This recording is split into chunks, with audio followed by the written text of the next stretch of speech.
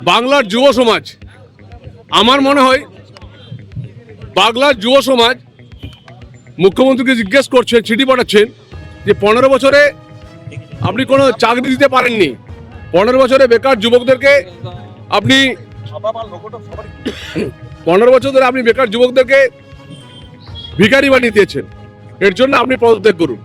আজকে যুব মোর্চা সোমনাথ এরা সব আজকে বোলপুরে আমাদের প্রোগ্রাম ছিল, নিয়োগ চাই বিজেপি তাই এখানে যোগ দিয়েছিলাম।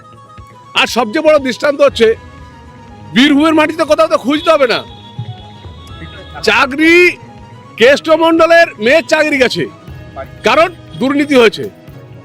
এখানে বীরভূমে কয়েক হাজার ছেলেদের কাছে চাকরির টাকা নেওয়া হয়েছিল। এই চাঁদুবাবু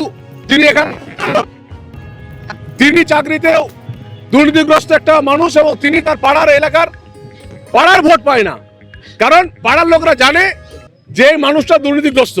তা আমি সবাইকে বলবো এই বিধায়কগুলোকে হারাতে হবে, এবং এই বিধায়কগুলোকে না হারালে মমতা বন্দ্যোপাধ্যায়কে হারানো যাবে না। কারণ এখানে মমতা বন্দ্যোপাধ্যায়কে হারাতে হলে ব্যবসায়ীদেরও এক হতে হবে। এখানে টি মন্ডল আর কাজল শেখ এদেরই তো ব্যবসা চলছে। সমস্ত সনাতনী ব্যবসায়ীদেরকে বলবো আপনাদের আর্থিকভাবে আমাদের কোনো রকম সহযোগিতা চাই না, কিন্তু আপনাদের যে সমস্ত ওয়ার্কার আছে, আপনাদের যে সমস্ত আপনাদের কৃষিজীবী মানুষ আছে যারা আপনাদের সাথে আছে, তারা অন্ততপক্ষে এবার ভারতীয় জনতা পার্টির সঙ্গে থাকুন।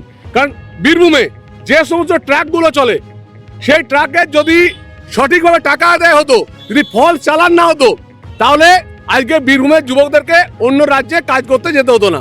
আজকে বীরভূমের ছেলেদেরকে অন্য রাজ্যে কাজ করতে যেতে হচ্ছে। সবচেয়ে লজ্জার বিষয়, এখানে প্রতিদিন যে চালানটা ব্যবহার করা হয় সেটাও কাজল শেখের জেলা সভাধিপতি হিসাবে তিনিও এটার ভাগবান, আর এখানের ডিএম তো আছে, এরা সবাই ভাগবান। আমার কথা হলো একটাই, সনাতনীদের শেষ করছে এই টি মন্ডল, এই কাজল শেখ এরা। আমার অনুরোধ থাকবে সমস্ত যারা সনাতনী আছেন এবং সমস্ত এলাকার মানুষ আছেন, তারা সবাই এক হয়ে এই মমতাকে আটান। আর মুসলিম সমাজের প্রতি আমার আহ্বান থাকবে,